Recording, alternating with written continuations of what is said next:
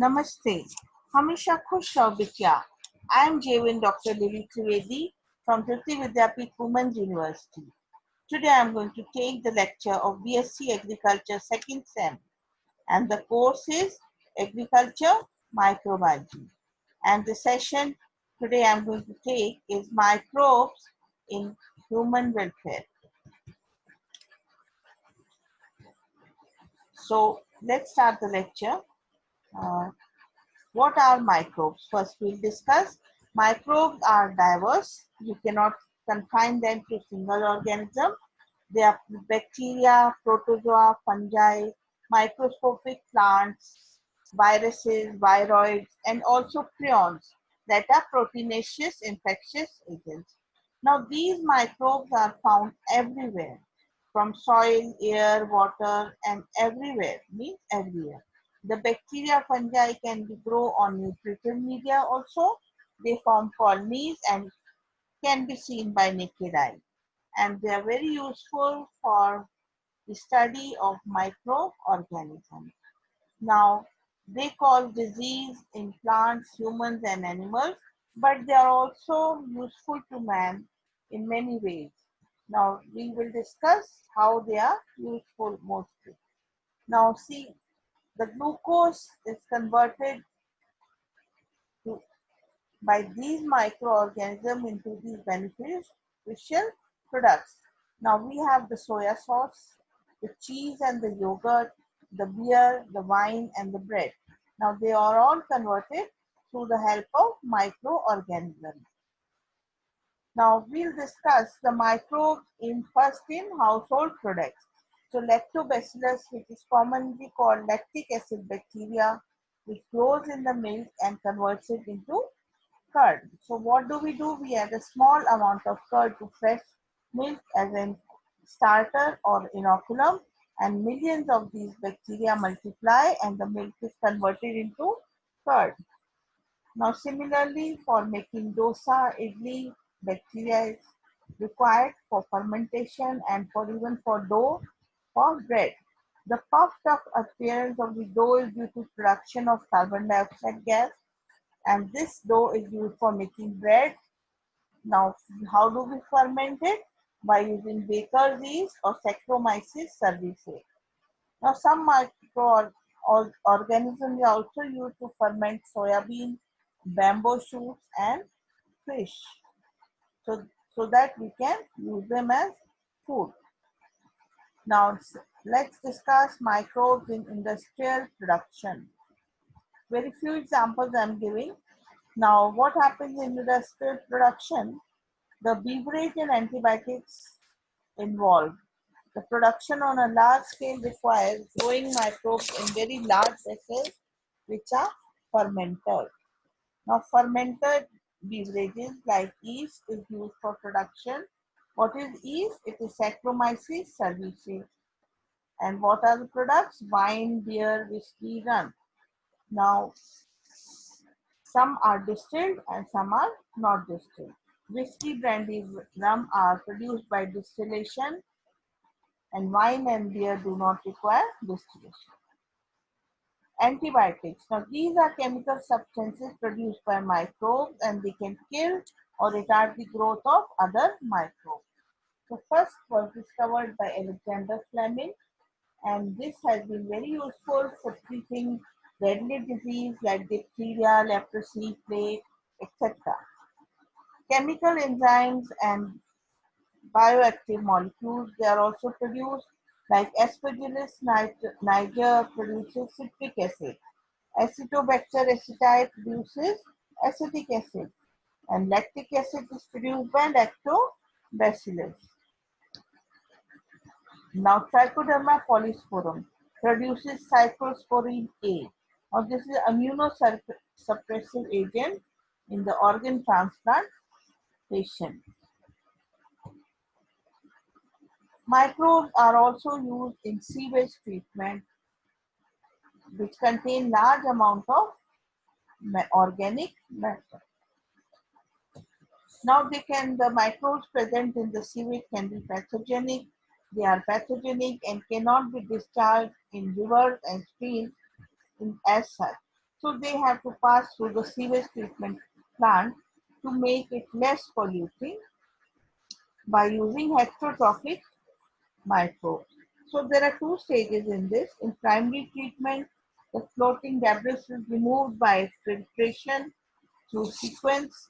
Now, great soil and small pebbles are removed by sedimentation. The secondary treatment involves the biological treatment that is passing through large aeration tanks with the help of growth of aerobic microbes into flocks. Now, these microbes increase the consumption of organic waste and decrease the BOD of the effluents. The BOD is the amount of oxygen that would be consumed if all the organic matter in 1 liter of water were oxidized by bacteria. So, it measures the amount of organic matter present in water. So, BOD of the water is more if it is polluted. Now, the sludge which is produced is passed through large tanks called anaerobic sludge digester, in which anaerobic bacteria digest the bacteria and fungi and produce a mixture of gas called biogas. Now, biogas contains methane, hydrogen sulfide, and carbon dioxide. The effluents from the secondary treatment plant can now be released into water bodies. Now, biogas. Now, what is biogas is already discussed. It is a mixture of gases. Now, which are produced by anaerobic respiration, and they contain large amount of methane along with carbon dioxide and hydrogen. So collectively, the bacteria which produce are called methanogens or methanobacteria.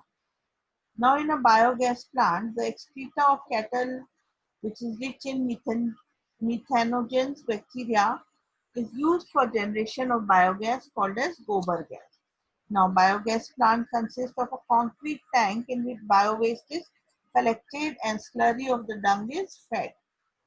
A floating cover is placed over the digester which moves upward when gas is produced.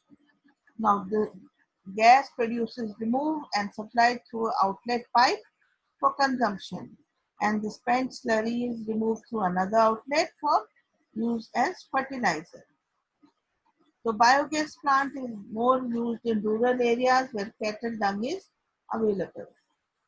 Microbes and biocontrol agent. Since biochemical methods are used for insecticide and pest control, but they are harmful for animals and human beings. So these chemicals have to be have to be they have to be replaced by, and they're replaced by biological control or bioagents. So biological control of pest and disease is a method of controlling pests on natural predation rather than chemicals.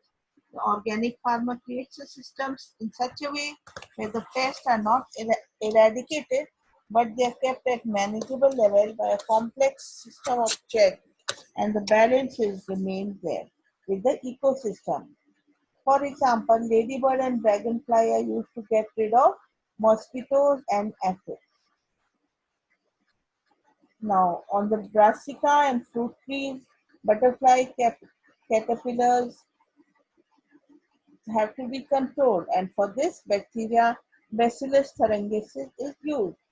Now, trichoderma is a very commonly used biocontrol agent. So, trichoderma are free-living fungi and used to control number of nematodes, bacteria, etc., and other pathogenic fungi. Now, bacteria microbes is biofertilizers. So, biofertilizers we have discussed also previously. What are they? They are organisms that enrich the nutrient quality of soil. So, they are bacteria, fungi, and cyanobacterium. The root nodule is formed by rhizobium bacteria, and it increases the nitrogen level of the soil.